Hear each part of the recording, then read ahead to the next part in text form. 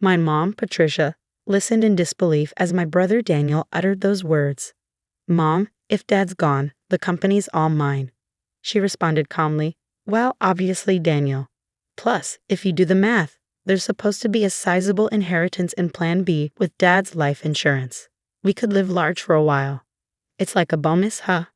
Got to thank our absent Dad." I felt like I was about to explode with anger. What was wrong with these people? This was unforgivable. I couldn't let them have their way. Just as I was about to yell, I got a call from Dad in the hospital. This story goes back a few months. My name is Christopher. I'm a 33-year-old architect working at a design firm. I moved out of my family home and now live alone in a nearby condo. Being single is a little lonely, but I love my job and live a fulfilling life every day. Today is a day off, and I have plans to meet with my dad, James. "Ah, Christopher, how have you been?" Dad showed up for our meetup with his usual warm smile on his face. "Dad, long time no see. Have you lost some weight? Running a business must be tough work. Keeps me busy, but I'm doing well. Let's get going." I occasionally meet up with my dad like this to catch up over a meal. Today, Dad invited me to join him for some volunteer work. We're at a small children's care facility on the outskirts of town. "Hello, Mr. Smith." "James, Christopher." "Hello, and thank you for coming today." We were greeted by the friendly face of the elderly director. Dad and Mr. Smith were chatting away warmly. Turns out, my dad grew up in this facility. After leaving it, he put himself through college and started his own architecture firm. Even without any relatives to rely on, he made it on his own efforts, and I've always admired him for that. On his day off, Dad often invites me to volunteer at the facility with him. Since we both have backgrounds in architecture, we can repair furniture and playground equipment. "James, Christopher, you've helped a lot today." After finishing our repairs on beds, chairs, and swings, Mr. Smith thanked us as we were leaving. I felt good about making a difference, and for Dad, visiting Mr. Smith, who's like a father to him, must be important. As we strolled side by side, contemplating where to grab a bite, a sleek black luxury car pulled up next to us. The window rolled down, and out popped my mom. Behind the wheel was my brother Daniel. Well, look who it is, back from the care facility again," Mom said, her tone dripping with sarcasm. "It's embarrassing to have a dad without parents. Can we stop this already, Mom?" "Let's go," my brother spoke, chomping on his gum.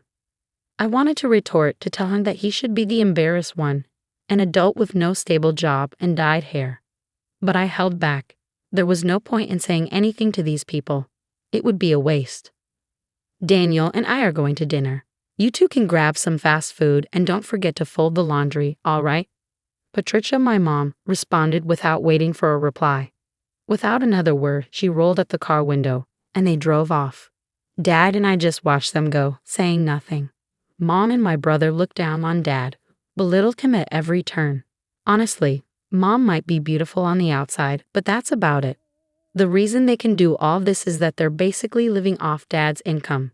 They've been trash-talking him for as long as I can remember, saying he's a deadbeat from an orphanage, that he has no ambition or excitement in his life. They probably only see Dad as a wallet that listens to their every demand. What's worse, my brother Daniel eats all of this up and joins in on making fun of Dad.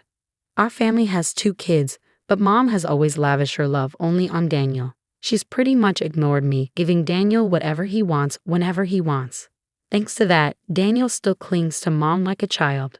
Even in his 30s, he still calls her mommy and lets her dictate even what he wears and eats. When I heard that Mom accompanied him to every driving lesson, I was floored. I said to my dad, breaking the silence, "Isn't it hard living with those two?" I asked my dad that question. "I'm used to it. Besides, they're still family. I have to do what I can," Dad said in a lonely voice before heading back to the house he shares with Mom and Daniel. All I could do was watch him go. A month passed. I got a call from Mom saying that Dad had collapsed, so I rushed to the hospital. Dad, who looked even more fragile than a month ago, responded, "I got some tests done, and they found cancer. Apparently, it's pretty advanced." My dad had been diagnosed with progressive stomach cancer. According to the doctors, he had about 3 months to live, give or take. I never thought this day would come. I couldn't fathom how this could happen, especially since he's only in his 60s. Even my mom was visibly shaken. Why did you let things get to this point? You and Daniel have been pushing Dad too hard. You know he's been stressed out, I exclaimed. Christopher, how dare you speak to your parents like that? You're nothing like Daniel. And what is Daniel doing at a time like this? Off gambling again. Mom interjected, her voice filled with disappointment. While Mom and I were arguing, Dad spoke up quietly. Both of you stop. I'm fine. Go home for today. Dad, I'm sorry. I'll be back, I said as I left the hospital room. But between my worries for Dad's health and the shock of his prognosis, I couldn't sleep at night. After that, I took on the responsibility of bringing Dad a change of clothes and doing his shopping as he requested. Sure enough, neither Mom nor my brother lifted a finger. Still, I wanted to make Dad's time as comfortable as possible. I popped into his hospital room during breaks from work and took care of him for 2 months. Then, one day, when I went back to my parents' house to grab some of Dad's belongings, I overheard Mom and my brother talking in the living room. Mommy, once Dad is gone, the business is all mine, right? Stunned by my brother's words, I listened more closely. That's when my mom chimed in, Daniel, it's not a given. Besides, if you do the math, there should be around $2 million in inheritance. Wow, that's awesome. Maybe I should buy another car. Why not? You'll be the company president, so you should drive a nice car. Thanks to his life insurance, we can live a little lavishly for a while. It's like a bonus. Got to thank Dad for not being around, Mom said casually. I felt like I was going to explode with anger. What kind of trash were these people? Unforgivable. I couldn't let them get their way. Just as I was about to unleash my anger, I received a message from Dad. Christopher, can you come to my hospital room alone? I managed to contain my emotions and went to see my dad. He had lost even more weight recently and his complexion looked bad. Christopher. Thank you for always being there, I said to my dad as I sat next to his bed. What are you talking about, Dad? Just tell me what I can do to help. I replied, trying to keep my voice steady. Dad hesitated for a moment before speaking, his words heavy with importance. There's something important I need to talk to you about, he began. I listened quietly, holding back the tears, as I responded, visiting hours are almost over, so I'm going to head out. But about what we discussed, Dad, just focus on taking care of yourself for now.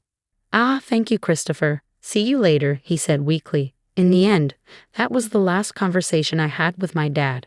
He took a turn for the worse shortly after and passed away the next day. I held my emaciated father's hand in the hospital room and cried. My mom and brother also put on a show of tears, but only this time, things got pretty tough. After that, Mom was technically in charge of the funeral, but of course, she didn't lift a finger. Instead, she showed up at the funeral all dolled up in makeup and tried to cut corners on the costs. He doesn't even have any relatives. Why not keep it simple? Dad's co-workers and business associates are coming to the funeral. Don't embarrass us with that kind of talk, she remarked. Today, while getting his necktie tied by Mom, Daniel chimed in, just do what Mom says. Don't waste money on a dad like that. Daniel, just be quiet. If it's about money, I'll handle it. At least let me give Dad a proper send-off, I said firmly. So I ended up taking charge of the entire funeral. It seemed Dad was well loved by many people. Lots of folks came to pay their respects, which made me really happy. About a week had passed since the funeral ended, and that's when Mom spoke up. Now that we're a family of 3, finally got that person out of the picture. Now the $2 million inheritance is all ours, right? Daniel and Dad's company too. Man, I'm finally going to be the boss. Listen up, Christopher, you better give up your inheritance. Just after the funeral had ended, they were already talking about this stuff. Annoyed, I replied. Dad had already arranged all the inheritance matters with the lawyer. I have the contact details. What? Why didn't you say that sooner? Call the lawyer right now, my brother exclaimed. That's right, Christopher, hurry up, added my mom. So I dialed the number on the business card that Dad had given me. Not long after, the lawyer arrived, a woman in her mid-30s. I'm Attorney Williams. I've been authorized by James to handle matters concerning the inheritance. I'm very sorry for your loss, she said while shaking hands. My brother Daniel remarked, Wow, I thought lawyers were all old dudes. You're quite the looker. Got a boyfriend. Oh, Daniel, do you like her? Mommy prefers someone younger. Knock it off, both of you, I scolded. Thank you for coming all this way. Please come in, I added, ushering Miss Williams into the room. We listened to what she had to say. Let me explain. First of all, concerning the company, James had told me before he passed that it would be transferred to an acquaintance's company. I've been proceeding with the paperwork. What does that mean? I was supposed to become the CEO. I've heard nothing of the sort.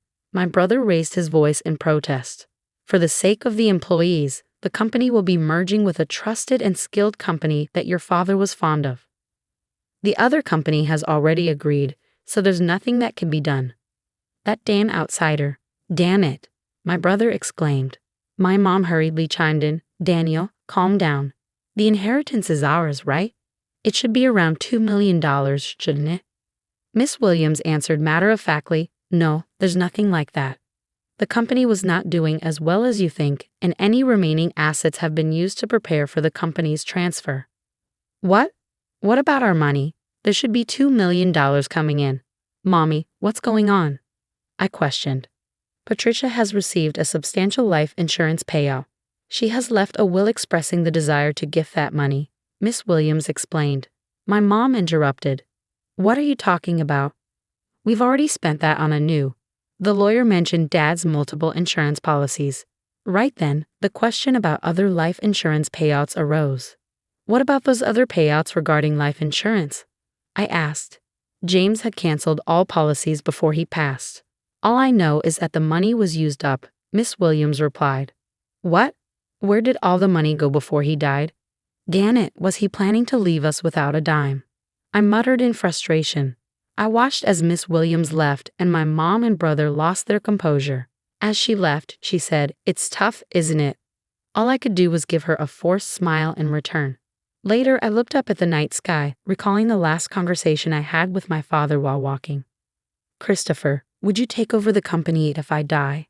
There might not be much in assets, but I should be able to leave you at least the insurance money. There should be enough of that, Dad had said. What are you talking about, Dad? You were the only one in the family who was kind to me. I wanted to leave something for you, at least, Dad. I respect you for building the company from scratch with your own hard work. I want to make it on my own too. I don't need the company or the insurance money. But if there's any inheritance left, I want you to use it as you wish. I'll help in any way I can, I had replied. Christopher, thank you. Thank you, Dad had said with gratitude. As I continued walking, I realized I had arrived at the facility, despite it being night. Mr. Smith was in the yard, and when he saw me, he ran over in tears. Christopher, James passed away so suddenly. He told me not to come to the funeral. But actually, Mr. Smith, my dad was grateful for both you and the facility. I just found out too, a little while ago. James made a large donation to the facility, a really large one. Now we can buy the things the kids need. We might even be able to renovate. Thank you, but I wish James could have lived. I wish he could have been. While comforting a tearful Mr. Smith, I found myself crying too. Looking up at the starry sky, I whispered in my heart, Dad, you did it. You really did it. A few months later, I had occasionally met with lawyer Miss Williams to handle the intricate legalities of transferring the company and settling the estate. This was to be my last meeting with her. After expressing my gratitude for her support, Miss Williams offered her condolences once more, comforting me in a considerate manner. As I was seeing off Miss Williams, I thought about how I might never see her beautiful face again. She was such a kind and gracious person. Just then, as I was waving goodbye, a familiar car pulled up beside Miss Williams, and out jumped my brother wielding a metal bat. Ah, hey, what the heck are you doing? I yelled, quickly tackling my brother. Shut up. Let go of me. His face turned red as I held him down on the ground. He was struggling. Were you trying to attack Miss Williams? What's going on? What's going on? I demanded. Because of her. I didn't get the company or the money. It's her fault. Damn it. That's ridiculous. This isn't Miss Williams' fault, I responded. I had thought he was foolish, but this was beyond anything I'd expected. While shielding a trembling Miss Williams, I called the police. Inside my brother's car, not just a bat, but also a rope and a stun gun were found. Clearly weapons. He was swiftly arrested. When our mother found out, she fumed, You'd send Daniel to jail, your own family. How heartless. I replied calmly, I no longer consider you or him family. My only family was my late dad. I'm cutting ties with both of you." Mom was still ranting, but I ignored her and cooperated fully with the police investigation. I later found out that my brother had also been repeatedly harassing Miss Williams online, making vulgar comments and slandering her. Threats had even been made, and the police were in the process of identifying him. My brother was sentenced to jail for his attempted attack on Miss Williams. She also sued him in civil court for defamation, and he was ordered to pay damages too. Please take every penny he has if that'll make him reflect on his actions. I'm truly sorry for all this, I said upon my apology. Miss Williams gave a faint smile and said, "I'll do just that. Thank you for saving me from a dangerous situation. From now on, I hope you at least find happiness, Christopher." Several months later, when spring arrived, I found myself at Sakura Garden. Today, it wasn't for volunteering, it was a business meeting. Thanks to the funding from my father's donation, the aging facility was planning a renovation. Mr. Smith had approached me for the architectural design. I initially declined, citing my inexperience, but Mr. Smith was unyielding. James always proudly said, "Christopher will become an exceptional architect. He's already surpassed me. We can do this because of James. I'd really like for you to take on this project, Christopher," Mr. Smith insisted. With sentiments like that, how could I say no? I wanted to create a wonderful building that brings even a small amount of happiness to the kids and Mr. Smith. I'm sure my dad would have been proud of that. As for my brother, well, he hasn't changed even after his sentencing. Actually, he's become even more irresponsible. Though he avoided jail due to probation, he still begs our mom for money daily, starts drinking in the afternoon, and gambles away what he borrows. My mom is being pushed around by my brother every day. The large house we lived in, thanks to my dad, along with the car bought with insurance money, were sold to pay for Miss Williams' compensation and my brother's bail. Now, it seems they live together in an old apartment. A friend told me she's lost her beauty and looks more like an old woman now. She brought this upon herself, but I hope she at least reflects on how she treated my dad poorly before he passed away and raised my brother to be such a mess. One last thing. I'm going to marry Miss Williams, the lawyer, soon. She told me in confidence that she felt attracted to me after I saved her from my brother's violent behavior. She's a bit on the serious side, but I really love her for her kindness and dependability. From here on, I aim to work hard and be like my dad, building a warm and loving home.